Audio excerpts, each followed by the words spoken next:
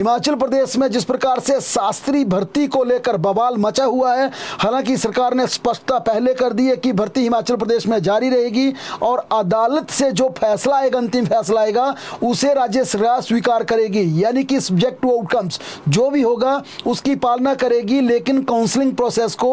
On रखा जाएगा, जारी रखा जाएगा, इसे नहीं रोका जाएगा। लेकिन इस पर जिस प्रकार से गाइडलाइंस जारी की गई हैं एलिमेंट्री एजुकेशन के डायरेक्टर के माध्यम से, डिप्टी डायरेक्टर को जिस प्रकार से कहा गया है कि आप इसकी काउंसलिंग कीजिए, आप जिस प्रकार से यहाँ पर इस भर्ती को लेकर मापदंड भेजे गए हैं उसमें स्पष्ट कहा गया है कि शास्त्री की भर्ती के लिए यहाँ पर बैच बीएड का माना जाएगा। यानी कि सीनियरिटी बीएड के बैच के आधार पर होगी, प्राथमिकता बीएड के बैच को मिलेगी, चाहे ग्रेजुएशन जब मर्जी की होगी, शास्त्री जब मर्जी की होगी, क्योंकि यहाँ पर बीएड को प्राथमिकता दी जाएगी। और इस पर आज हमारी शिक्षा मंत्री रोहित ठाकुर से विस्तार से बात हुई। उनका सीधा कहना था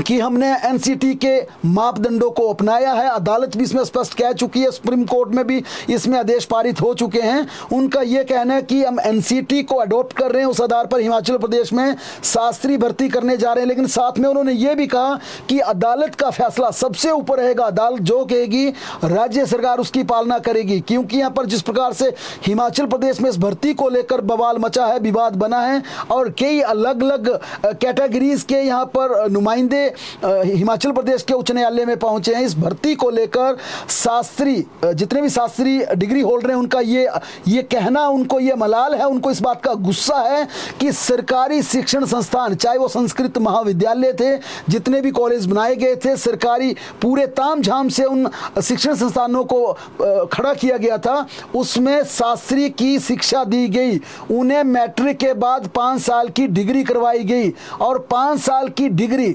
उनके शास्त्री बनने के बाद भर्ती तो हिमाचल प्रदेश में शास्त्री पदों के लिए हो रही है, लेकिन इसमें उन्हें ही बाहर कर दिया गया है। उनको नाराजगी इस बात की कि अगर उन्हें बाहर करना था तो 5 साल उन्हें पढ़ाया क्यों, उनको इन संस्कृत महाविद्यालयों में एडमिशन क्यों देने दी, उनका खर्चा क्यों कराया और सरकार ने इन संस्थानों पर करोड़ों रुपए खर्च क्यों किए। उन्होंने कहा ये गलती किसी की भी हो सकती है। हालांकि उन्होंने इस बात को भी माना कि जिस प्रकार से अब नियमों को यहाँ पर आगे किया जा रहा है, नियमों के आधार पर यह भर्ती की जा रही है, लेकिन उनका कहना है कि इसमें कसूर हमारा क्या है। हमने तो मैट्रिक के बाद जिस प्रकार से राज्य सरकार ने व्यवस्था दी थी, यहां पर संस्कृत महाविद्यालय खोले थे, 5 साल की डिग्री का प्रावधान था, हमने पूरे मैट्रिकुलेशन के बाद 5 साल की शिक्षा ग्रहण की डिग्री हासिल की। लेकिन जब शिक्षक पदों की भर्ती हुई और भर्ती भी शास्त्री पदों के लिए होनी थी, तो हमें बाहर का रास्ता दिखा दिया गया। हमारा क्या कसूर है ये कोई बताए। इस मामले को लेकर जब हमने शिक्षा मंत्री से बात की तो उनका साफ कहना था कि हिमाचल प्रदेश में जिस प्रकार से शिक्षकों की भर्ती चल रही है उसके लिए अब ये नियम बन गया कि बीएड, क्योंकि अब जिस प्रकार से कंपटीशन है, जिस प्रकार का दौर है, पहले एक दौर होता था जब विद्या उपासकों को मैट्रिकुलेशन के बाद स्कूलों में रखा जाता था, जिस प्रकार की भर्तियां होती थी वे व्यवस्थाएं चलती थी। लेकिन अब मापदंड बुरी तरह से बदल गए हैं। अब फर्स्ट क्लास के बच्चे को हाईली क्वालिफाइड टीचर्स की जरूरत रहती है और इस बारे में स्पष्टता से एनसीटी के ये नॉर्म्स कि बीएड वाला शिक्षक ही, बीएड क्वालिफाइड कोई अभ्यर्थी ही शिक्षक भर्ती के लिए एलिजिबल होगा, कोई भी भर्ती होगी। ऐसे में हम शास्त्री भर्ती को लेकर जिस प्रकार से नियम है, कानून है और नियमों के अनुसार इस भर्ती को आगे बढ़ा रहे हैं। उन्होंने इतना जरूर कहा कि अदालत का फैसला सर्वोपरि होगा, जो अदालत कहेगी हम उसे पूरी तरह से मानेंगे। बहरहाल दूसरी खबरों का रुख करें तो पौंग डैम में प्रवासी परिंदे पहुंचने